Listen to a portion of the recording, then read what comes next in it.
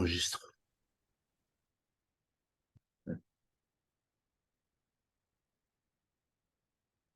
Ok, bonsoir à tous et à toutes. Donc, le parasha cette semaine, c'est Lech Lecha. Et Lech Lecha, on découvre d'une certaine manière Abraham qui est le premier juif, notre ancêtre de manière directe. Donc, bien sûr, on descend de Noach, on descend de Adam, mais on parle d'Abraham en tant que le père de la nation, de notre nation. C'est lui qu'Hachem a promis la terre d'Israël, qui nous appartient depuis cette époque-là, etc., etc.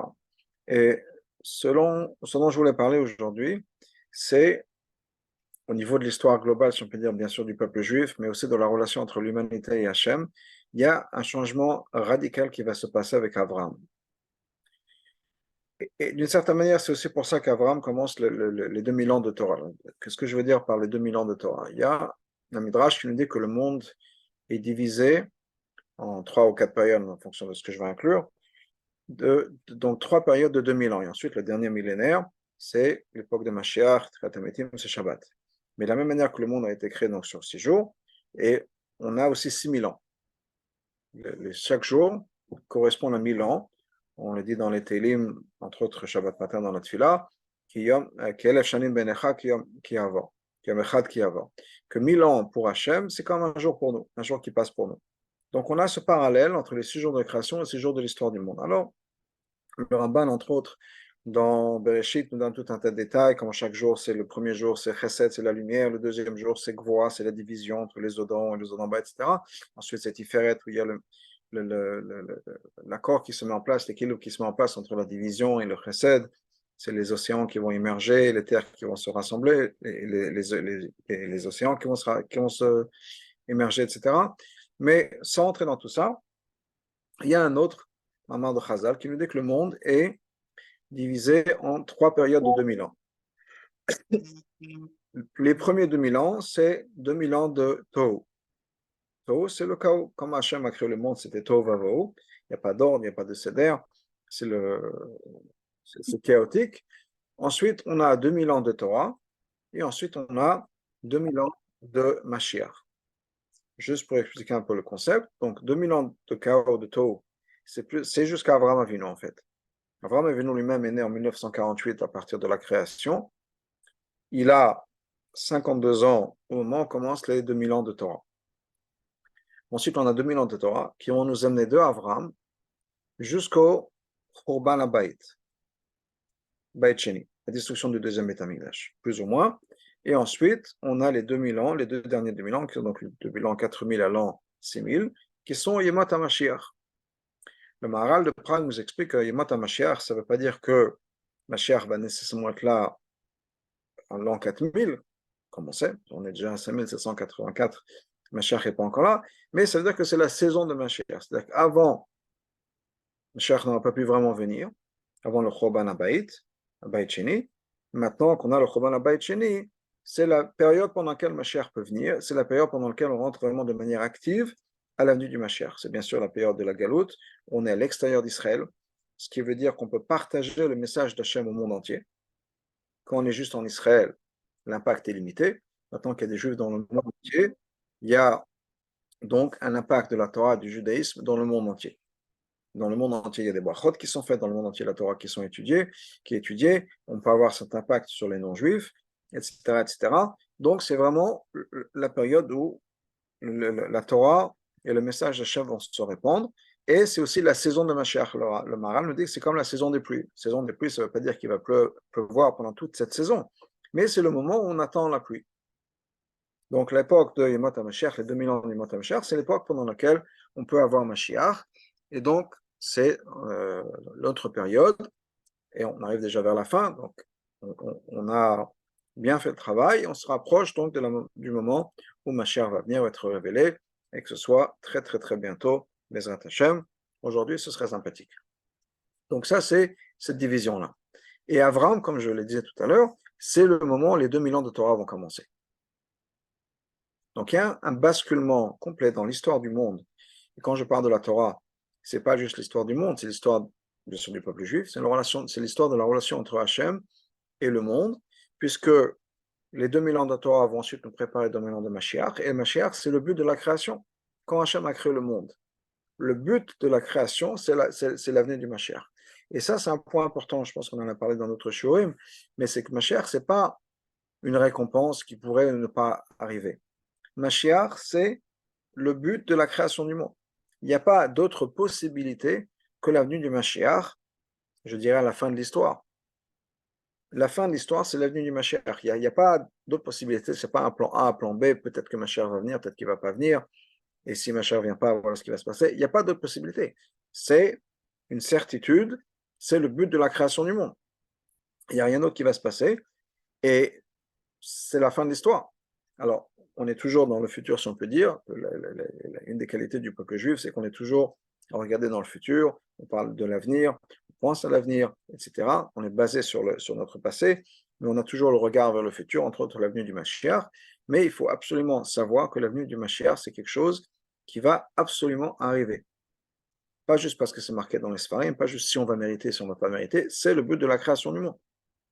Pour donner un exemple, la manière qu'on compare, entre autres je l'ai mentionné tout de suite, c'est qu'on compare l'avenue du Mashiach à Shabbat, de manière qu'il y a 6 jours de la semaine, et ensuite le 7e jour c'est Shabbat. Shabbat va arriver, c'est pas, on peut être prêt, on peut ne pas être prêt, on peut prendre Shabbat un peu plus tôt, on peut prendre Shabbat pas trop tard, s'il y a un Zman, mais quoi qu'il arrive, Shabbat arrive. Alors on peut se demander dimanche, quand est-ce que Shabbat va arriver, que les enfants sont déjà impatients, un enfant de 2, 3 ans, 4 ans, 5 ans, c'est ah maman, quand ça va être Shabbat, est-ce que Shabbat c'est ce soir? Ben, dit non, Shabbat c'est pas aujourd'hui. Alors bon, le lendemain, lundi matin, les enfants se lèvent. Alors maman, est-ce que c'est Shabbat ce soir? Ben non, c'est pas encore Shabbat. Donc on attend avec impatience. Mais ça ne veut pas dire que si on attend du dimanche, lundi, mardi, mercredi, jeudi, et c'est pas encore Shabbat, ça ne veut pas dire qu'un Shabbat ne va pas arriver. Au contraire, plus les jours passent, plus on sait que Shabbat va arriver bientôt. Et vendredi matin, et vendredi après-midi, et on est à quelques minutes de Shabbat. Donc, la même manière que dans notre vie, je veux dire, c'est encore plus sûr que la même manière que dans notre vie, on sait absolument pertinemment que quoi qu'il arrive, Shabbat va arriver, ben on sait encore plus avec certitude que quoi qu'il arrive, ma chère va arriver. Pas parce que c'est marqué dans les Sfarim, pas parce qu'on va mériter ou pas, c'est tout le sens de la création. Non, c'est pour nous amener à ça. Donc, pour revenir avec Abraham. Abraham, comme je l'ai dit, c'est un tournant, une charnière importante, cruciale et critique dans la transformation du monde, dans l'avancée du monde. Qu'est-ce qui s'est passé à ce moment-là? Qu'est-ce qui a changé avec Abraham qu'on n'avait pas avant? La croyance en Hachem, on l'avait. Adam croyait en Hachem, Noach croyait en Hachem, etc., etc. Noach, bien sûr, on parle de Methuselah, qui avait une yeshiva, et d'autres, Hanoch, il y avait des tzadikim, il y avait des gens qui croyaient en Hachem, il y avait des gens qui parlaient avec Hachem. C'est pas ça qui va changer. Et des mitzvot, d'une certaine manière, il y en avait déjà avant, dans le sens où il y avait cette mitzvot de Bnei Noach. Donc, c'est pas ça non plus vraiment qui va changer, même s'il y a quelque chose de différent à partir d'Avraham Avinu, qui est la mitzvah de Brit Mila, où là, c'est une mitzvah assez, mais des mitzvot, il y en avait déjà avant. D'ailleurs, la première mitzvah a été donnée à Adam, de ne pas manger de l'arbre de la connaissance. C'est la première chose, c'est la première mitzvah qui est donnée à un être humain. Et si Adam avait fait ce qu'il fallait faire, aurait écouté Hachem, eh bien, ça aurait été toutes les mitzvot. On aurait eu ce qu'on appelle le dira betartonim. Un être humain a été créé pour faire des mitzvot. Il a reçu une mitzvah, il a fait cette mitzvah, et c'est bon. On a fait ce qu'il fallait faire. Donc des mitzvot, il y en avait déjà avant aussi, un peu différentes, mais il y avait déjà des mitzvot. Mais il y a quelque chose de différent qui va changer avec Abraham, comme je disais, dans la relation entre l'humanité et Hachem. Et pour ça, j'aimerais partager avec vous le premier Pérec de Ilchot Avodah Zarah dans le Rambam, dans le Mishneh Torah du Rambam. Pas nécessairement lire le texte, mais juste un peu résumer ce que le Rambam nous dit au niveau de l'évolution d'Avodah Zarah. Alors pourquoi je dis évolution? Parce qu'il faut bien comprendre que l'humanité a connu Hachem. On a peut-être cette image d'hommes des cavernes, préhistoriques, ou bien ensuite il y a les idoles qui se mettent en place, et petit à petit avec Abraham on a découvert Hachem. Ce n'est pas une image qui est vraie, parce que l'humanité a commencé avec la connaissance d'Hachem. Adam et Chava, bien sûr, ont connu Hachem, Caïn et Hevel ont connu Hachem, Caïn a parlé avec Hachem, donc la connaissance d'Hachem était quelque chose qui était évidente pour les premières générations humaines. Il n'y avait pas de question sur ça. L'Avodah Zarah, c'est venu un peu plus tard. Et le Rambam nous écrit dans ce premier chapitre, qui on a l'impression que c'est un peu une histoire de l'Avodah Zarah, le Rambam nous dit la chose suivante. Il dit à l'époque de Enoch, alors quelques générations après Adam, Enoch, à l'époque de Enoch, les êtres humains ont commencé à faire une grosse erreur. Une erreur de réflexion. Le Rambam parle de Chachmei Otoador, des Chachamim de sa génération, les sages de sa génération. Peut-être les philosophes, les théologues de sa génération ont fait une grave erreur.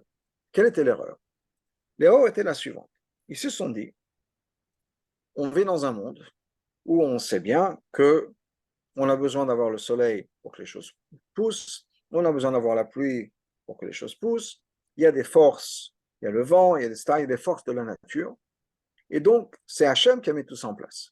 Au-delà de ça, on sait, et c'est une science, une vieille sagesse, une vieille connaissance, il y a un certain pouvoir aussi dans les constellations, les étoiles, les signes du zodiaque, etc. Alors même si on se dit El Mazal Israël, le peuple juif n'est pas contrôlé par les étoiles, ça ne veut pas dire qu'il y a certaines choses qui sont contrôlées par ça.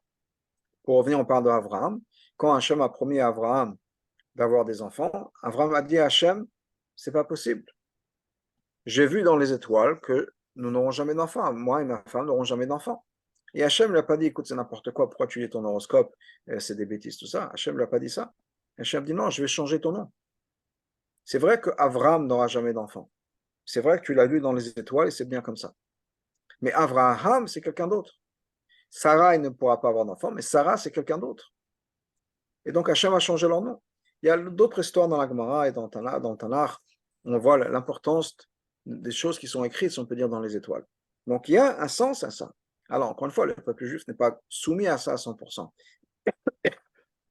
Mais il y a des choses qui sont des réalités.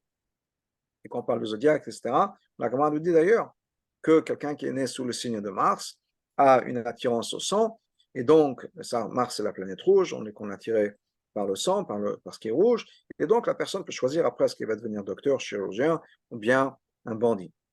Mais n'empêche qu'il y a certaines choses qui sont dans les étoiles. Donc, ces gens-là, à cette époque-là, se disent, après tout, c'est Hachem qui a mis tout ça en place, c'est lui qui a créé tout ce système, et il a mis en place et en position les étoiles, le soleil, la pluie, etc. Par respect pour Hachem, par respect pour le grand patron, on se doit de respecter toutes ces entités qui ont été mises en place par Hachem. De la même manière que quand il y a quelqu'un, l'Avdil, qui vient au nom du gouvernement, etc., un agent de police, on lui donne du respect. Pourquoi? Parce que c'est un représentant du gouvernement. Pas nécessairement parce que cette personne-là, cet agent de police, c'est quelqu'un qui est très fort, il est très intelligent, etc., mais par respect pour la personne qui l'a envoyé. Donc, la même idée, et c'est une erreur, alors on nous dit que c'est une erreur de jugement, mais la même idée était quoi? Qu'on se doit de donner le respect à toutes ces entités que Hachem a mis en place afin de gérer les affaires du monde.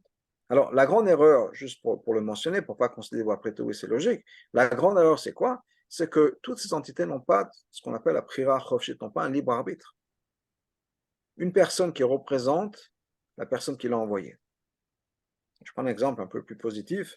Un shaliach du rabbi, par exemple, qui va en shlichut, on lui donne du respect, ou un rav qui représente Hachem, la Torah, on lui donne du respect. Pourquoi? Parce qu'il a le libre arbitre. C'est quelqu'un qui a choisi de faire ce qu'il voulait faire, qui a choisi de représenter le rabbi, qui a choisi de représenter la Torah, la halacha, et donc on doit être reconnaissant à la personne qui a fait ce choix-là.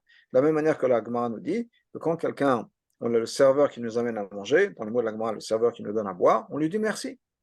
Ah, le serveur ne fait que son travail. C'est pas lui qui a préparé le repas, il ne fait que le servir. C'est pas lui qui a le vin ne lui appartient pas, il appartient au patron. Pourquoi est-ce qu'on lui dit merci? Parce que c'est quelqu'un qui a pris, c'est quelqu'un qui a le choix. Il a choisi de nous servir. Il aurait pu dire non, il aurait pu être méchant, il aurait pu dire nous verser le vin sur la tête, je ne sais pas. Il a choisi de le faire de manière polie, correcte. On dit merci. Donc, la même chose doit se passer par rapport à quelqu'un qui représente la personne qui l'a envoyé, mais encore une fois, à condition que cette personne-là ait le choix. Les étoiles, les constellations, le soleil, la lune, etc., n'ont pas le choix. Ce ne sont pas des entités qui ont un choix, qui ont le khira. Et donc, il n'y a aucun lieu de les remercier. Ce ne sont, dans les mots de Chazal, que Gazan be'adachotset, c'est comme une hache dans la main du bûcheron. Ce ne sont que des outils dans la main de l'artiste, comme un stylo dans la main de l'écrivain, c'est pas le stylo qui a créé le livre. C'est pas le pinceau qui a fait cette peinture-là. Bien sûr, techniquement, oui, c'est le pinceau qui a fait la peinture. Mais si on regarde un tableau et qu'on est ému de ce qu'on voit, c'est pas parce qu'on a cet artiste-là avec un beau pinceau. Si j'achèterais moi les pinceaux de Picasso ou de quelqu'un d'autre, de Rembrandt, je peux vous garantir que ce sera jamais la même image. Parce que bien sûr, c'est pas le pinceau, c'est la personne derrière.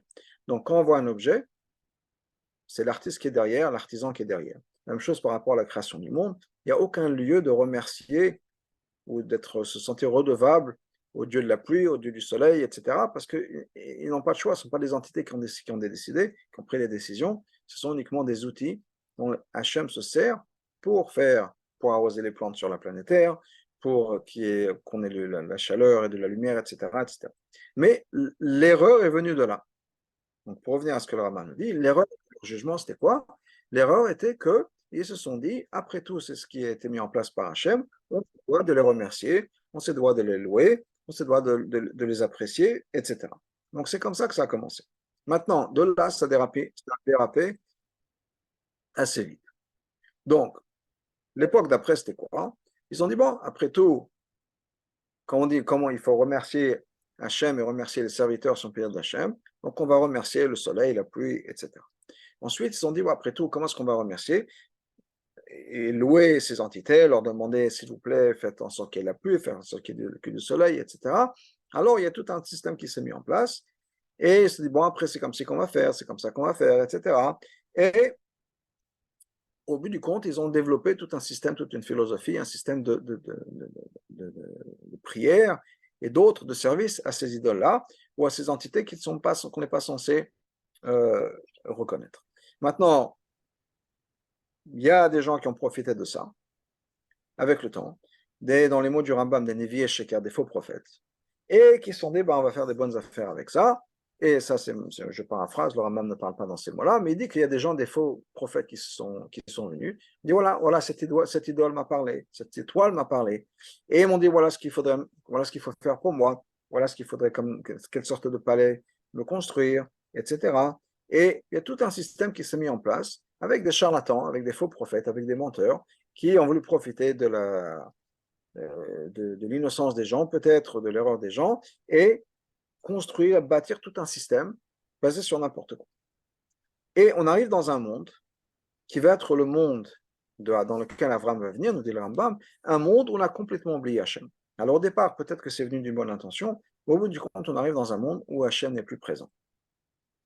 Et à part quelques exceptions, Rambam parle de Noach, de Metushelach, de Shem et de Ever, Chanor, on a 5 noms, mais plus ou moins toute la génération était complètement plongée dans cette perspective du monde, dans cette idée d'Avodah Zarah.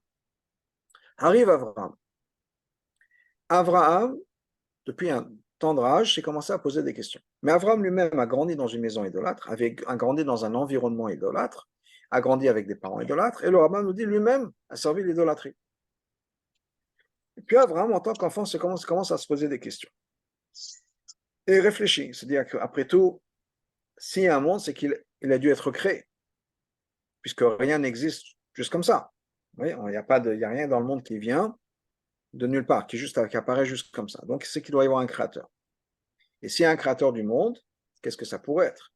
Et s'il a créé le monde, c'est qu'il a créé le temps et l'espace. Donc, ça doit être un créateur qui dépasse le temps et l'espace. Donc, si c'est un créateur qui dépasse le temps et l'espace, il est lui-même éternel. Donc, il n'a pas besoin d'être créé. Et au fur et à mesure des années, jusqu'à qu'il ait l'âge de 40 ans, Abraham a développé une connaissance de la vérité, nous dit le Rambam, je mentionne ça parce que c'est important, mais aussi, un peu plus tard, de la connaissance d'Hachem.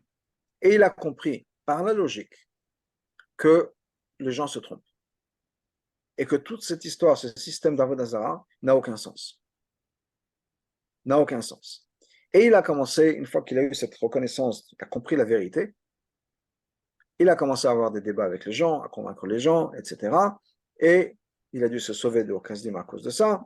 Et il arrive en Israël et il commence vraiment, vraiment, vraiment à développer et à enseigner les gens. Entre autres, il va enseigner son fils Yitzhak, qui va enseigner Yaakov, qui va enseigner ses enfants. Et on arrive à la descente du peuple juif ou de la famille de Yaakov, on n'est pas encore le peuple juif, en Égypte. Et là, avec les années en Égypte, comme on le sait, on en parle souvent dans ces parachiotes, eh bien, on arrive à un moment où le peuple a perdu la connaissance d'Hachem. C'est-à-dire le peuple juif, les gens qu'on connaît en tant que peuple juif, ne sachent plus qu'il y a Hachem. Ils ont oublié eux-mêmes cette idée-là. Alors que c'est Abraham qui avait tout fait. Abraham avait enseigné tout ça à tout le monde. Malgré tout, Abraham, pas Abraham, mais ses descendants, eux-mêmes, vont oublier la présence d'Hachem.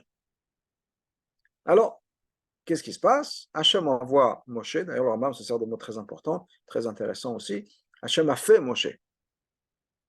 Le mot c'est Asa. Jusqu'à qu'Hachem a fait Moshe, et Moshe, le prophète, le plus grand prophète, nous a enseigné, nous a parlé d'Hachem, nous a enseigné, etc. Et il nous a fait sortir d'Égypte, et ensuite on a reçu la Torah, et là on est devenu une nation qui est connectée avec Hachem à éternité. Mais revenons donc au début de l'histoire. L'Avodah Zarah, nous dit le Rambam, commençait avec une erreur, qui a évolué ensuite au fur et à mesure. Abraham a commencé sa reconnaissance d'Hachem par une réflexion intellectuelle. Il s'est mis à réfléchir. Il n'avait pas de maître. Il n'y avait personne pour l'enseigner. L'environnement où il habitait, tout le monde, et d'ailleurs presque tout le monde, à part encore une fois, quelques individus, Abraham vit dans un environnement où il n'y avait aucun accès à la connaissance d'Hachem. Même Noach qui existait à la même époque, Abraham ne le connaissait pas tout de suite. Il n'a pas connu tout de suite. Noach et Abraham ont vécu 58 ans ensemble. La Genèse nous dit que Abraham avait Noach année, 58 ans, quand Noach est décédé.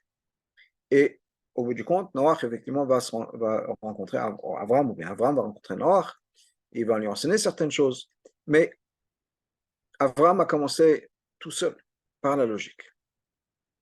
Et le Rabbi nous dit, pourquoi est-ce que le Rambam met tellement l'accent, d'abord sur l'histoire de l'Avodah Zarah, et deuxièmement sur le fait que c'était une erreur, et que Abraham, de par lui-même, a compris que c'était une erreur. Quel est le message, ou bien quelle est la halakha, puisque c'est un péril dans Mishneh Torah. Mishneh Torah, c'est un livre de halakha. Quelle est la halakha que le Rambam essaye de nous expliquer? Ce que le Rabbi nous explique, c'est qu'il y a une halakha extrêmement importante dans l'Avodah Zarah. Extrêmement importante. Et le fondement de l'Avodah Zarah est décrit dans ce que le Rambam nous explique. Qu'est-ce que j'entends par là? Le Rambam nous explique que l'Avodah Zarah, c'est quelque chose qui doit être logiquement hors de question. Notre relation avec Hachem, ou bien au moins la connaissance d'Hachem, doit être quelque chose qui, logiquement, dans notre tête, doit être évident. D'où l'accent sur le fait qu'Avodah Zarah, c'est une erreur, et que reconnaître Hachem, Abraham l'a fait tout seul par la raison, par la logique. Avodah Zarah, ce n'est pas un chok, ou bien il faut accepter quelque chose que Hachem nous a dit. Avodah Zarah, c'est quelque chose qui doit être compris, intégré, et évident, mais intellectuellement pour nous, dans notre vie. Quand je dis que ce n'est pas un chok, je veux dire quoi? On ne peut pas accepter qu'effectivement, il y a des pouvoirs par Hachem, mais Hachem nous a dit de ne leur donner aucune importance. De penser comme ça, nous dit le Rambam, c'est la faute, c'est le départ d'Avodah Zarah, c'est le fondement, c'est la base d'Avodah Zarah. Qu'est-ce qui s'est passé? Ils ont fait une erreur de jugement à l'époque de Enoch. À l'époque de Enoch, ils ont dit, effectivement, il y a d'autres pouvoirs à part Hachem. C'était une erreur, ça venait pas d'un mauvais endroit, d'une mauvaise intention, c'était pas nécessairement quelque chose qu'ils faisaient pour se révolter contre Hachem, au contraire, c'était fait pour donner du kavod à Hachem, en donnant du kavod aux êtres, aux entités que Hachem a mis en place pour gérer le monde. Et c'était une erreur. Et cette erreur-là, une erreur de jugement, une erreur intellectuelle, le Rambam nous dit c'est la base d'Avodah Zarah. C'est ça Avodah Zarah. En d'autres mots, Avodah Zarah, c'est de penser, de croire qu'il peut y avoir quelque chose d'autre au monde, dans l'univers, qui existe et qui n'a aucun pouvoir à part Hachem. Si je pense qu'il y a quelque chose qui a un pouvoir, qui peut me contrôler, qui peut contrôler le monde, qui peut contrôler l'avenir du monde, à part Hachem, je suis rentré dans le monde de l'Avodah Zarah. Et ça, c'est quelque chose qu'on ne peut pas juste dire, ah oui, effectivement, il y a d'autres pouvoirs, mais Hachem a dit non, on écoute. Non, non, non. À partir du moment où on pense comme ça, à partir du moment où je pense qu'il y a quelque chose d'autre à part Hachem qui existe et qui a un pouvoir sur moi ou sur le monde, je suis dans le monde de l'Avodah Zarah. Je reviens, Avodah Zarah, ce n'est pas un chok, ce n'est pas une maison qu'on doit accepter. J'ai dit tout à l'heure, par exemple, il y a certaines choses qui ont une influence sur nous. Les étoiles, les constellations, on peut avoir le moment où on est né, notre signe de zodiaque, tout ça, c'est des influences. Et c'est prouvé, c'est expliqué, c'est détaillé dans la Torah. Le moment où on est né, le mazal sur lequel on est né, etc. Tout ça, c'est des influences sur les personnes. Quand est-ce qu'on est né, notre signe du zodiaque, on trouve dans les Sfarim, où on nous explique le caractère des personnes en fonction du mazal sur lequel on est, du mois dans lequel on est né, etc. Okay? Par exemple, une chose que beaucoup connaissent, le mois de Hadar. Avec le mois de Hadar, quand un man était sur le mois de Hadar, le Midrash dit Aman était très content parce que c'est le mois des poissons. Et on dit un poisson, un gros poisson mange un petit poisson, mais il ne savait pas que les poissons c'est autre chose, il y a une bénédiction, etc. Il y a quelque chose sur le fait qu'il y a Mazal dans le mois de Gib. On dit dans l'Alacha que le mazal de mois de Hadar, c'est un bon mazal, et si on a un problème, on a un jugement, etc., qu'on le fasse pendant ce temps-là. On reconnaît qu'il y a des mazals, on reconnaît qu'il y a une influence dans les mondes et dans l'univers, dans les étoiles, dans les signes de zodiac, etc. Il n'y a pas de question sur ça. Mais tout ça, c'est parce que c'est Hachem qui l'a mis en place, et c'est uniquement Hachem qui décide. Ce n'est pas le mazal qui décide, ce n'est pas parce que le mois de Hadar a une force particulière, les étoiles ont une force particulière, comme on le voit avec Abraham. Hachem a dit, effectivement, il y a une certaine chose qui a été mise dans les étoiles. Il y a un plan qui a été mis en place. Il y a les lois de la gravité. C'est de quoi la gravité, je vais prendre mon stylo, je vais laisser tomber, il va tomber. Voilà. Démonstration, ça a marché. Est-ce que ça veut dire que la loi de la gravité, c'est quelque chose qui va contre Hachem et que c'est quelque chose que je dois respecter, honorer? Je dois respecter dans le sens, oui, c'est une réalité. Je ne peux pas juste mettre mon stylo dans l'air et attendre qu'il flotte. Je dois prendre ça en considération. Mais ce n'est pas une chose que je dois dire, ah, Hachem a mis en place la loi de la gravité, je me dois d'honorer, de respecter les lois de la gravité. Absolument pas. Ce n'est que l'outil d'Hachem pour que le monde reste tel qu'il est et que l'univers soit géré comme Hachem le veut. Donc, ce n'est pas que c'est un chok, encore une fois, je dois accepter. Pour moi, ça n'a pas de sens. Pour moi, il y a d'autres choses qui ont le pouvoir. Non.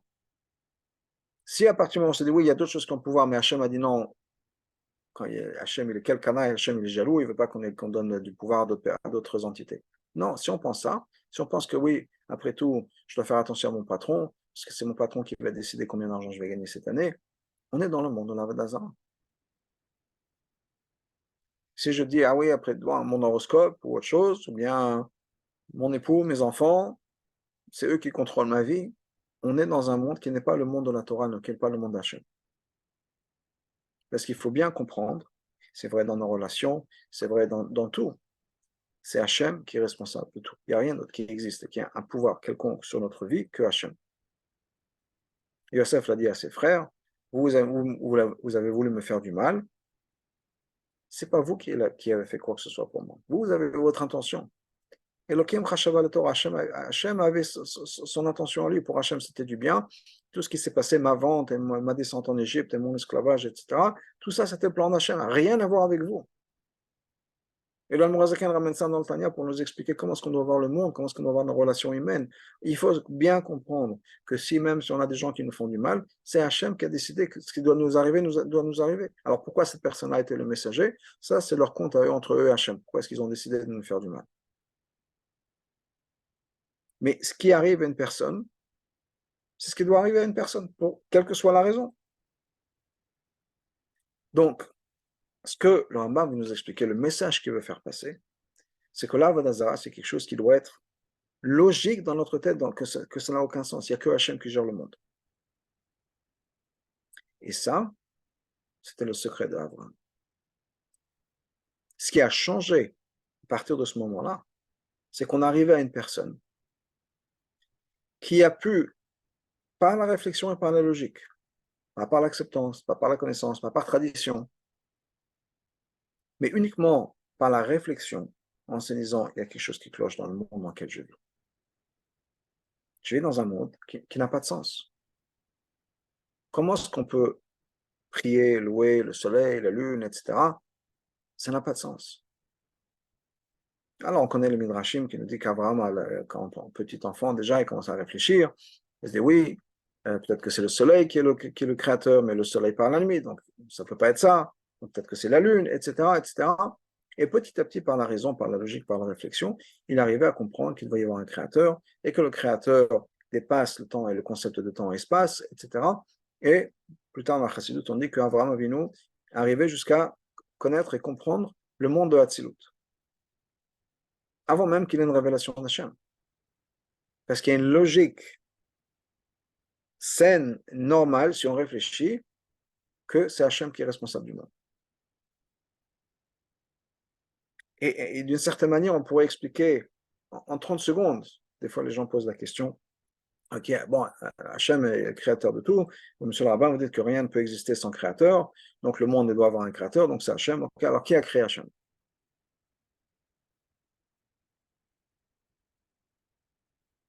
Je ne vais pas entrer dans la réponse, mais la réponse pourrait prendre 30 secondes. Mais ce n'est pas le but du sujet. Peut-être que je réserverai ça pour un autre cours. Ça me donnera un peu de quoi parler, un sujet pour un autre cours. Mais l'idée, c'est qu'il y a une logique derrière. D'ailleurs, dans les mots du Rambam, le Rambam ne dit pas nécessairement qu'Abraham a connu Hachem nécessairement. Abraham a connu le chemin de la vérité, il a compris la vérité. Parce qu'encore une fois, c'est important que Hachem ait du sens dans notre tête. Ce n'est pas juste qu'on accepte. Alors, il y a bien des choses qu'on doit accepter. On n'accepte pas, on ne comprend pas ce qui s'est passé en Israël et ce qui se passe dans le monde, etc. Ça ne veut pas dire qu'on comprend tout ce qui se passe dans le monde, mais que la réalité, que c'est Hachem qui gère tout, ça c'est quelque chose qui est dans notre tête est évident. Parce que si ce n'est pas évident dans notre tête, ça veut dire quoi? C'est-à-dire que moi, dans ma tête, il y a encore une fois quelque chose d'autre qui a un certain pouvoir. Il y a Hachem, et il y a une autre entité qui a un certain pouvoir. Et la maille, mais quoi? Je suis obligé d'écouter Hachem. Hachem nous a dit de pas de donner de la chashivut, de l'importance à d'autres entités, donc je ne respecte que Hachem. Okay? Je vais lire mon horoscope tous les matins, mais je vais dire, bon, après tout, c'est Hachem qui décide. Mais quand même, ça ne marche pas comme ça. Mais ça doit être quelque chose qui doit être dans notre tête. On doit être convaincu à 100% qu'il n'y a rien d'autre qui existe après Hachem, à part Hachem. Et ça, c'est ce qui commence avec Abraham. Une relation qui va devenir une relation comprise de la relation avec Hachem. Ça, Abraham ne l'avait pas. Avant, je veux dire, pas Abraham, je veux dire Adam. Adam ne l'avait pas. Adam est venu dans un monde où Hachem était évident. Adam a été mis au paradis, au Gan Eden. Hachem lui parle depuis sa naissance. Adam n'a pas d'autre modèle de monde qu'un monde où Hachem existe. Donc il ne se pose même pas la question. La même chose les générations d'après jusqu'à Noach. À part à partir du moment, effectivement, le monde de Enoch. Alors, à partir de Enoch, les gens commencent à se poser des questions, à réfléchir. Et malheureusement, leur intellect, leur raison, leur a les amené là où il ne fallait pas. Avram, c'est un peu le tikkun de ça. Avram, c'est justement la logique, mais qui va être servie de manière saine. Parce que comme on le voit des fois, la logique nous amène dans des endroits qui sont complètement tordus. Donc on a besoin d'avoir une logique qui va être saine, normale, équilibrée, qui est la logique d'Avram. Et ça, c'est le début de la transformation du monde. Quand je disais au départ, c'est que les 2000 ans de Torah ont commencé avec Abraham, c'est entre autres aussi par ça. La Torah, c'est quoi? La Torah, c'est prendre Hachem et faire en sorte que j'amène Hachem dans ma tête, dans mon cerveau. Et de réfléchir, de penser comme Hachem attend qu'on pense. Ça commence avec Abraham. Et ça commence, pour prendre le mot de la Chassidut, mais le mata le mal, c'est-à-dire du bas vers le haut, dans le sens où c'est une démarche à faire, qu'Abraham avait fait, de par lui-même. Abraham est né encore une fois dans un monde d'Avodazara, il a vécu l'Avodazara, il a fait Avodazara lui-même. Marloquette, combien d'années? Au moins 3 ans, on le dit, parce que d'ailleurs une gematria sur ça. Abraham a vécu 175 ans. Le pasteur nous dit Ekev Asher Shama Avraham Mekoli. Ekev, parce que Asher Shama Avraham Mekoli, Abraham écoutait ma voix. Mais Ekev, nous disent les Sfarim, c'est la gematria de 172. Abraham a écouté ma voix pendant 172 ans. Il a vécu 175, c'est-à-dire que pendant 3 ans, il n'a pas nécessairement écouté Hachem. C'est les 3 premières années de sa vie. En tout cas, le point est qu'on a besoin de comprendre notre relation avec Hachem. On a besoin que ce soit quelque chose qui, dans notre tête, soit logique, compréhensible, et qu'on voie le monde par ça. Qu'on ne voit pas juste qu'on accepte aveuglement en disant ah, c'est comme ça. Non, comprendre que tout dans le monde est Hachem. Ça commence avec Avraham Avinu. Et la leçon pour nous, c'est que cette relation avec Hachem doit venir d'une démarche personnelle dans ma relation avec Hachem. Je dois croire en Hachem, servir Hachem, être un juif religieux, pas juste par acceptance, mais aussi parce que dans ma vie, à moi, je comprends ce que je suis en train de faire, je comprends, j'ai une relation personnelle avec Hachem. Si je ne l'ai pas, à moi de la développer.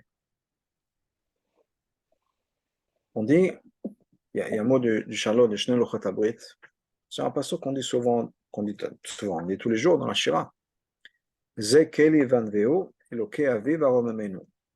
Ze keli, c'est mon Dieu, vanveo, et je vais l'honorer. Eloke aviv, le Dieu de mon père, aromamenu, je vais l'exalter, l'élever. Et le Shalom, le Shnei Luchot HaBrit nous dit la chose suivante. Qu'est-ce que ça veut dire ce passage-là? Quel est entre autres le message? Il disait qu'il est, c'est mon Dieu. Van Veo, le Shalom nous dit, c'est une abréviation de deux mots. Ani Veho, moi et lui. Si c'est mon Dieu à moi, alors moi et lui, on a une relation. Si c'est Eloké Avi, si c'est le Dieu de mon père, alors Dieu va être exalté, va être élevé. Il est au-delà de moi, il n'est pas avec moi. Il n'est pas, c'est pas mon Dieu à moi, si je peux dire. C'est il est au-delà de moi. Pour avoir une relation avec Hachem, c'est à moi, c'est Kelly, le mien, mon Dieu. Pas parce que je l'accepte, pas parce que c'est la tradition, mes parents m'ont élevé comme ça, c'est ce que j'ai appris à l'école, à la yeshiva, au séminaire, ou l'éducation que j'ai reçue, ça ne suffit pas. Ça ne suffit pas. On a besoin d'avoir cette relation personnelle avec Hachem. Personnelle, ça veut dire adaptée à moi, comme moi je la comprends, comme moi je l'expérience. C'est un peu le but de la crise d'adolescence, qui est la transition d'un état, je veux dire, enfant, dans le sens où on reçoit, on est éduqué. Et donc, on vit dans une certaine manière. Pour un enfant qui a grandi dans une famille religieuse, voilà, il a toujours fait Shabbat, toujours mangé kasher, etc. Puis, il y a un moment, il peut y avoir un peu une crise. On se dit, mais pourquoi je fais tout ça? Ce n'est pas une mauvaise chose. Il faut que ce soit bien géré, il faut que ce soit bien contrôlé, et que les enfants sont prêts. À ce moment, on va passer une transition. Parce qu'il y a toujours une transition qui doit se mettre dans notre relation avec Hachem. D'ailleurs, dans toutes les relations, il y a une transition dans le couple aussi. Il y a une transition qui se met en place dans le couple, où après le mariage et la lune de miel, si on peut dire, il y a une période où on va se dire, mais pourquoi je me suis marié avec lui ou avec elle? Et là, on a besoin effectivement d'être prêt à cette transition-là et de ressortir de l'autre côté. Même s'il n'y a plus des feux d'artifice, il y a un amour profond qui commence à se mettre en place. Et pour revenir à notre relation avec Hachem, c'est un peu notre crise d'adolescence, notre crise de foi, pas le foi, la partie du corps, notre relation avec Hachem, on se met en doute, on se pose des questions. C'est quoi le but de ça? Le but de ça, c'est parce que j'ai besoin de l'autre côté de sortir encore plus fort. J'ai une question, j'ai une remise en cause, et j'arrive d'une manière ou d'une autre, et ça va être différent pour chaque personne, j'arrive d'une manière ou d'une autre à dépasser cette crise que j'ai et de ressortir encore plus fort dans ma relation avec Hachem. Mais pour ça, j'ai besoin d'avoir un travail personnel, un lien personnel. Pas juste parce que c'est la tradition, pas parce que j'accepte. Mais entre autres, un des fondements de notre relation avec Hachem, c'est ça. Je dois avoir une relation qui est personnelle, une relation qui va être avec moi, qui est une relation personnelle, une relation qui va être, comment dire, la mienne. La mienne, dans le sens, c'est la relation que je comprends. C'est Hachem comme moi je le comprends, comme moi je le vois. Et c'est pas toujours une mauvaise chose. On dit, oui, mais qui dit que j'ai raison, je sais pas. C'est pas ce que j'ai appris, etc. Peut-être. Et peut-être qu'effectivement, on est rentré un peu dans les délires. Mais si j'ai ma compréhension d'Hachem, c'est-à-dire que c'est quelque chose qui est personnel. Et c'est différent pour chacun. Et c'est normal. C'est entre autres une des raisons pour laquelle on dit qu'Hachem ne se révèle pas à nous, parce que s'il se révèle à nous, on serait figé avec une image. Mais Hachem n'a pas d'image. Hachem est infini. Donc Hachem ne se révèle pas à nous dans le sens où c'est quelque chose qui va continuer à évoluer. Ma manière de comprendre Hachem, ma manière d'avoir une relation avec Hachem, c'est quelque chose qui va évoluer au fur et à mesure des années. Et ça, c'est un point important quand on parle d'Avodat Atzmo, quand on parle de tout un tas de choses. Je leur disais pour Mashiach aussi. On ne va pas dire Ad Matai Bipnei Atzivu. On va dire Hachem parce que le rabbi nous a demandé qu'on veut Mashiach, alors on veut Mashiach. Bon, très bien, on va faire. Soit on fait plaisir au rabbi, soit parce que si c'est important pour le rabbi, c'est que c'est rien de plus important au monde, quelle que soit la manière dont on le voit, mais c'est pas ce que le rabbi nous disait. Le rabbi disait si vous voulez Mashiach juste parce qu'on vous a demandé de le voir, vous n'avez pas compris de quoi il s'agit. Si vous croyez en Hachem juste parce qu'on vous a dit qu'il faut croire en Hachem, il y a quelque chose qui manque. On a besoin de trouver sa place dans la relation qu'on a avec Hachem. On a besoin de trouver à ma manière, parce que personne ne pense de la même manière, pas de juifs ont la même opinion, on sait ça. Mais Chazal nous le dit. Pourquoi est-ce qu'on a tous un visage différent? Parce qu'on pense tous de manière différente. On dit du Harizal qu'il n'y a pas 70 manières de comprendre la Torah, il y a 600 000 manières de comprendre la Torah. C'est-à-dire que chaque personne a une manière différente d'avoir une relation avec la Torah, avec Hachem. Donc, un des grands messages d'Avraham Avinu, un des grands messages de ce que le Rambam nous dit, que Avraham Avinu, de par sa logique, a compris Hachem, c'est-à-dire que quoi, on a besoin de se servir de sa logique pour développer notre relation avec Hachem. On a besoin de réfléchir, on a besoin de se poser des questions, on a besoin de trouver des réponses. Peut-être qu'on ne va pas trouver les réponses, et on a besoin d'accepter ça aussi, qu'il y a des choses qu'Hachem nous dépasse. Au contraire, si Hachem était si petit que moi, avec mon intelligence, j'arrive à le comprendre, c'est qu'on n'est pas, on est mal barré, comme on dirait. Si la personne responsable, l'entité responsable de tout le bien-être de l'univers n'est pas plus intelligent que moi, mais beaucoup plus, ça va, c'est pas très bien. Donc on a besoin de se dire que je suis dans des bonnes mains, et la preuve que je suis dans les bonnes mains, je ne comprends pas tout ce qu'il fait. C'est-à-dire qu'il est beaucoup plus intelligent que moi, mais de loin. Donc on a besoin de ce côté-là. Mais de l'autre côté, on a aussi besoin de développer quelque chose de personnel dans ma relation avec Hachem. De l'autre côté, et le Rambam en parle aussi dans ce pérec-là, il y a un côté de Kabbalatol. Et comme il dit, après il y a Hachem qui a envoyé Moshe, et Moshe nous a donné la Torah. Donc on a aussi un côté d'acceptance, dans le sens où, comme je le disais, on ne peut pas tout comprendre. Il faut accepter qu'on ne peut pas tout comprendre. Il faut accepter que même si j'ai des questions, au bout du compte, Hachem nous a dit qu'il faut croire en lui. Hachem nous a dit que c'est lui qui est responsable. Ah, je ne le comprends pas, je ne le vois pas, j'ai mes questions. Il n'y a pas de souci. Il faut travailler sur ça. Et d'une manière ou une autre, peut-être qu'on aura des réponses, peut-être qu'on n'aura pas de réponses. C'est pas grave. C'est pas grave de ne pas avoir nécessairement des réponses. C'est bien d'avoir des questions. La remise en question, c'est quelque chose de bien aussi. Et le fait qu'on se dit de s'abandonner à Hachem, c'est quelque chose de bien. J'ai vu ce matin une histoire d'un chassid qui habitait en Israël qui s'appelait Rabbi Nachum Goldschmidt.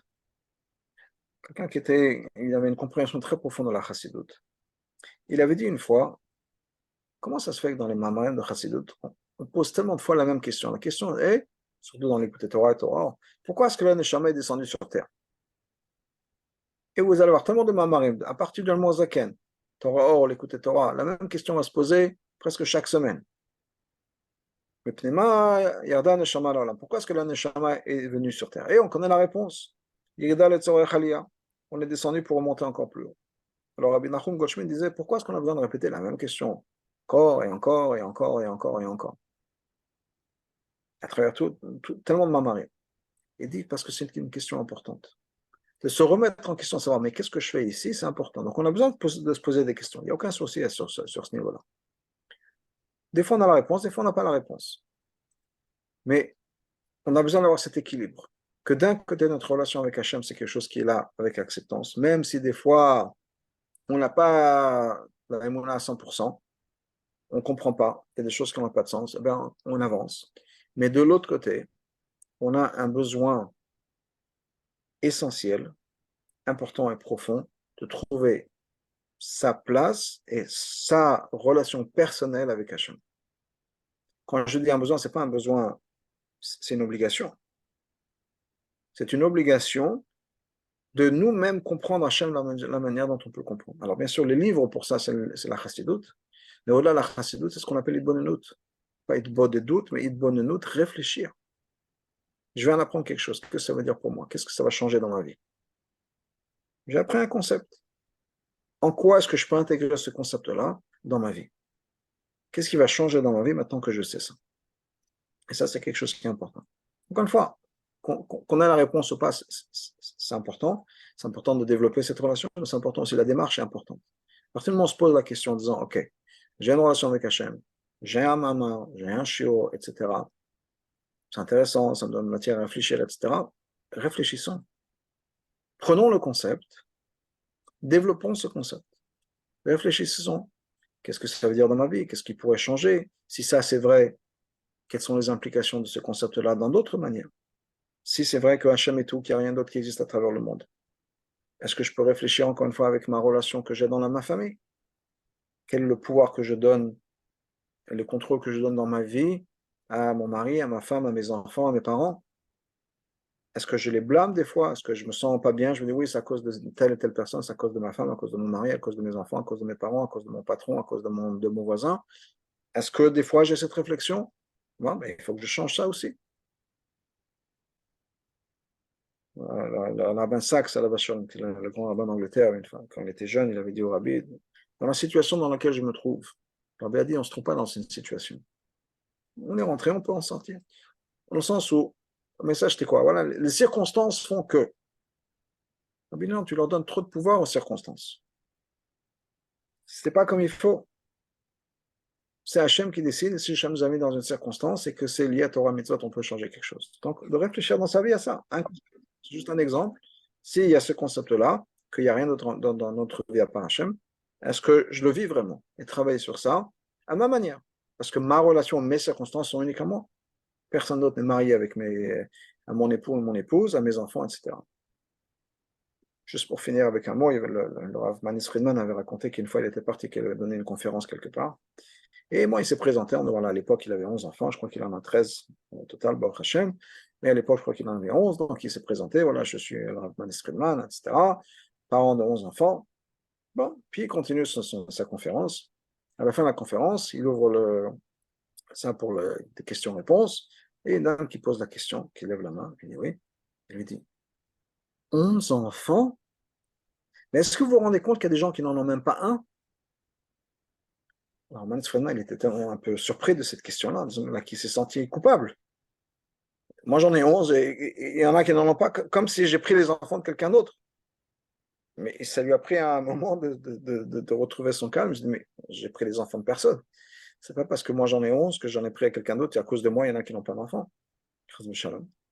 Donc, les circonstances sont à nous et on les a volées à personne, on les a prises à personne. Donc, nos circonstances sont à nous et de faire en sorte qu'on amène Hachem dans nos circonstances. Bezrat Hachem, on puisse trouver le positif dans toutes nos circonstances. On a la force de changer les choses qu'il faut changer et que de manière générale, chacun faisant les efforts, on pourra amener un effort global et un changement, une transformation globale à travers le monde et la paix dans le monde et avec l'avenue du Mashiach très très bientôt, Bezrat Hachem. Une petite question. Oui. Bon, on sait que les végétaux, les animaux, le minéral Mm-hmm. n'a pas de libre arbitre. Exact. Donc les seuls qui ont le libre arbitre, c'est l'être humain et à plus forte raison le juif. Mm-hmm. Est-ce que si, euh, comme les autres règnes, on n'aurait pas eu le libre arbitre, est-ce qu'on croirait naturellement à Dieu? Enfin, on aurait cette vision de Dieu puisque on n'aurait pas de choix. C'est une question un petit peu spéciale. J'ai pas compris la fin. Tu m'as dit que les animaux n'ont pas de connaissance, n'ont pas le libre arbitre. Donc, eux croient en Hachem directement. Nous, c'est à cause du libre arbitre, si j'ai bien compris la Oui, question. oui, Oui. c'est le libre arbitre. Hein? C'est le libre arbitre, c'est ce que Hachem a voulu, qu'on ait le libre Je arbitre. sais, mais si on n'avait pas ce libre arbitre, je veux dire, bon, on sait bien que les tzadikim, ils ont la vision de Dieu directement, Exact. parce qu'ils ont que le Yetzer Tov. Et nous, le libre arbitre, il est avec le fait on est le Yetzer Hara et qui nous donne à choisir entre ce que Dieu veut et ce que Dieu ne veut pas. Exact. Mais si on n'avait pas ce choix, parce qu'à l'époque, Adam Arishad n'avait pas de le libre arbitre, donc lui, il avait une vision de Dieu directement. Il y a deux choses. On peut avoir une vision de Dieu et le libre arbitre. Comme tu dis, Adam Arishon, c'est la meilleure preuve. Il avait une vision de Dieu, mais en même temps, Hachem lui a donné le libre arbitre pour sa mitzvah. Donc, le libre arbitre en fonction des mitzvahs. Adam avait une mitzvah, il avait le libre arbitre sur cette mitzvah-là. Je la fais ou je la fais pas. Des fois, dans la Chassidut, on parle de la révélation d'Hachem qui était à l'époque du Beth Amikdash. où les gens voyaient Hachem. C'était une évidence. Ça ne les a pas empêchés d'avoir le libre arbitre et d'avoir perdu le Beth Amikdash une fois ou deux fois. Parce que même si on a cette évidence d'Hachem, apparemment, pour moi, ça l'est pas, donc c'est difficile de parler. Si je parle qu'en théorie, basé sur ce que j'ai vu. Mais apparemment, on a quand même le libre arbitre d'écouter ou de ne pas écouter. Donc, il y a ce libre arbitre qui va s'étendre, ou bien la galoute, ou bien le tzimtzum, ou bien quel que soit le terme dont on se sert, qui fait que non seulement on n'a pas l'évidence d'Hachem, c'est un degré de tzimtzum, si on peut dire, mais un autre degré de tzimtzum, c'est que au-delà de ça, on pense qu'on peut faire les choix qu'on veut, qu'on est complètement indépendant dans le choix et qu'on peut faire ce qu'on veut et qu'on a le libre arbitre. Donc, la galoute, ça facilite pas. Et le fait qu'on ne voit pas Hachem, c'est sûr que si on voyait Hachem, on aurait des choix différents. Je pense qu'on ferait des choix différents. Mais Hachem a Oui, voulu qu'on ne le voie pas. on va le voir très bientôt. À Bezrat Hachem. Mais il faut qu'on soit prêt dans le sens où je pense que si on n'est pas prêt, ce ne sera pas notre choix. Donc on a besoin de le vouloir. Donc on a besoin d'avoir le libre arbitre, c'est-à-dire qu'on a besoin qu'Hachem se cache, qu'on le veuille, et là, on est prêt à perdre notre libre arbitre. Amen. Amen. Amen, amen. Un peu comme dans un mariage, au sens où on prend deux personnes séparées et se réunissent. Une fois qu'ils sont réunis sur la coupa, il n'y a plus vraiment libre arbitre. C'est Après, ça. il faut Razak. mettre. Ok, Kol Tov.